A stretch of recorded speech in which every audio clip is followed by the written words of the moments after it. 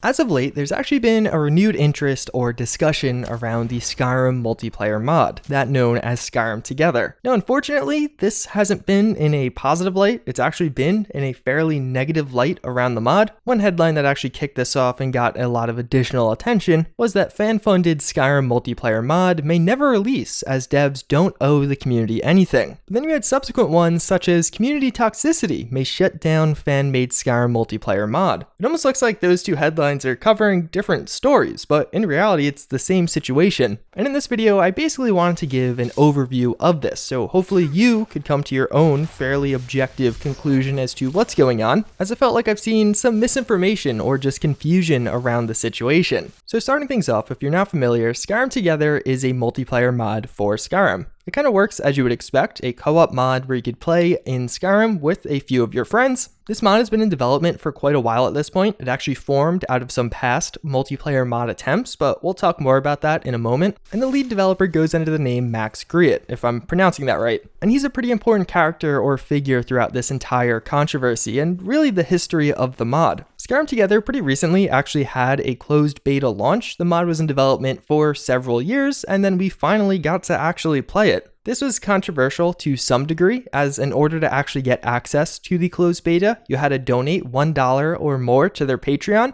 Although this ended up kind of blowing over, and even further, the actual mod itself would release for free. After the closed beta, the open beta would also be free. So it's just the closed beta that had any kind of paywall requirement. Well, the closed beta went on for a few weeks, and something worth noting during this time, following the announcement that a closed beta was on the way, and then the actual release of the closed beta, they started generating quite a bit additional income on their Patreon. Things worked their way up to an eventual peak at $35,000 per month. And then we got the first kind of hints at this new controversy or where it led us today. It did come out that the Skyrim Together mod was actually using SKSE code, another popular modding tool, without permission. But even further, this went a little bit deeper. In the SKSE terms of use, it explicitly names the Skyrim Online team, of which Max Griet was a part of. Even though several other projects could use the tool, him and his project weren't allowed based on previous issues between the SKSE team and one of the past projects. Following this, the closed beta was taken down, although in fairness, it seems like this new controversy or the SKSE issue could have just been the catalyst. The closed beta had already been out for 2 to 3 weeks at that point, and we knew it wasn't going to last forever to begin with. And following that, we did hear some from both sides, but it seems like they largely resolved the issue. Skyrim Together was taken down, and the SKSE code was to be removed. But during this time, we really saw the start of some of these controversies. There were several posts made about previous controversies this lead developer, Max Griet, had been in. A post made by the original creator of Skyrim Together did come out saying there were other issues between these two individuals. Although it's important to note that that same poster actually had his own source of controversy, so I would take what he posted with a grain of salt. But either way, this led a subset of the Skyrim modding community to feel a certain way about this guy and the mod he was leading the development of. But over time, things continued. Updates around Skyrim Together kind of slowed, so people started posting curious threads as to, hey, what's going on? And this is where we actually get the most recent controversy, or what it spawned out of. In response to one of those threads, the same lead developer does say that there's been some personal stuff going on, so development hasn't been as quick as it was previously. In response to that, somebody asks, hey, have you considered making the mod open source? Where Max Griet actually responds by saying that the project was open source for 5 years and never got a single contribution. And as a result of that, Skyrim Together will never be open source, and to stop asking. Although to be fair, for some context on that statement, the projects he seems to be referring to are the predecessors to Skyrim Together. Originally it was Skyrim Online that eventually formed into Tamriel Online, which eventually formed into Skyrim Together. During each transition, some of the developers got carried over, as well as some of the code base. It seems like those former projects were the ones that were open source, while Skyrim Together has never really been open source, at least as far as I know. But in response to his reply, the same user was like, well, wouldn't it still be beneficial even if you get some contributions by going open source? And that's where we got the first reply that kind of stirred up the most recent drama. He mentions, we are not doing this for the community. We are doing this because we think it's a fun and cool project, not to deal with PRs, that being pull requests,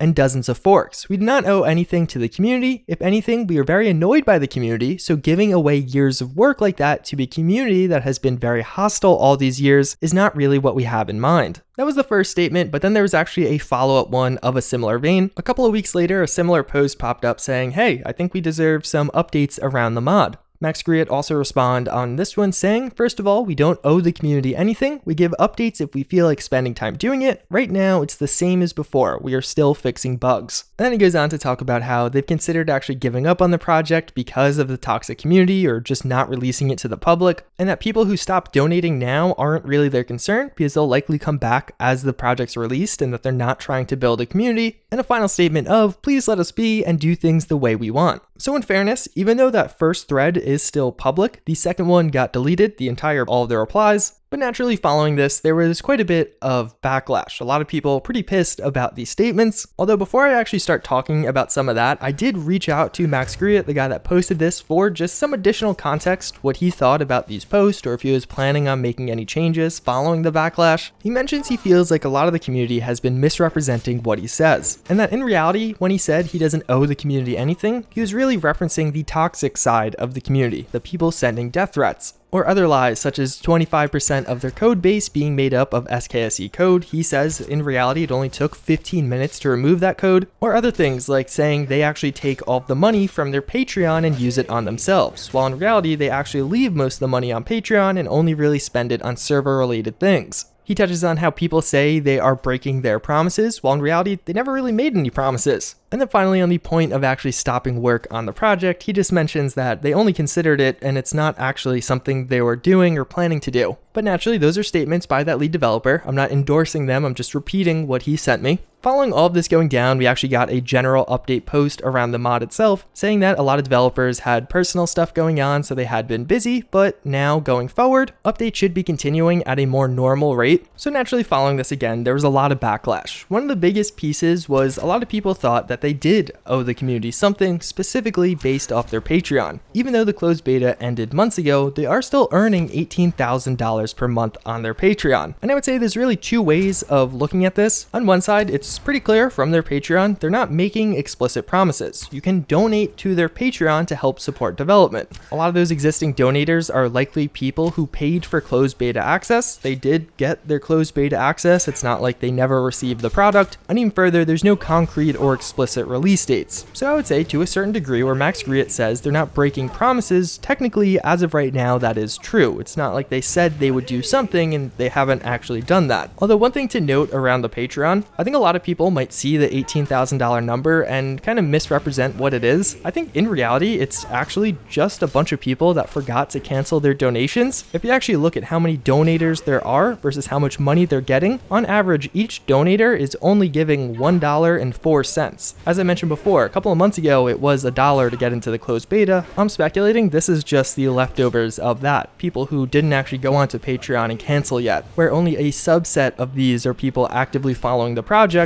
and giving larger sums of money. But either way, a lot of others are saying that if you're getting $18,000, you have some kind of moral obligation to A, keep users updated, but also just release a mod. They definitely do owe people something. And for others, I think the most recent comments simply acted as a catalyst, taking together all those past controversies and the SKSE issue that I highlighted earlier, and then also looking at the most recent comments, people are now looking at this as one of those things that will never get released. That there's just been way too many issues with this lead developer and this mod team, and some are going as far to say that they're collecting the money off their Patreon knowing they'll never release the mod, and they're not providing updates right now because they don't want people to catch on to them. Although in fairness of Skyrim Together, if you actually do go on their Discord, you can see their Git posting. It does show some of the changes or work they're doing on their mod in a fairly real-time way. You can see there is definitely activity there. And otherwise, a lot of people have criticized the open source stance, saying that one of the only reasons they don't want to make this open source is just to profit off of this, and that making it open source would be the best thing to do for the community. Also citing the $18,000, saying that if you're earning $18,000 from the community, what you're doing is kind of for the community. Even further, people do definitely cite the deleting of comments and posts off the Skyrim Together subreddit as concerning. You can see some of the criticism is absolutely getting deleted. I don't know as to what scale this is on. I think once this went mainstream, the subreddit as a whole is almost in a lockdown mode. I think to some degree that is understandable. There's probably just a huge flame of negativity, and maybe they're just trying to avoid that. I'm not saying that necessarily justifies it, but look at things from their perspective. But all in all, hopefully that will kind of give you a more objective and informed way of looking at this entire situation. There's definitely a lot of parts to it, and I only went over some of the criticisms. There are people pretty much criticizing just about everything going on with the project, and I would say, as far as my opinion goes, it's actually kind of an interesting situation. I would say if you actually took away the most recent comments, those posts made about not owing anything to the community, and let's say Skyrim Together just posted another weekly update, and then in maybe a couple of weeks to a month or two we get the open beta, most of this would have been subverted. Because if you actually look at some of the other comments from other developers, or even the Git updates, you can see progress is being made. It seems like they actually are working on this, working towards an open beta.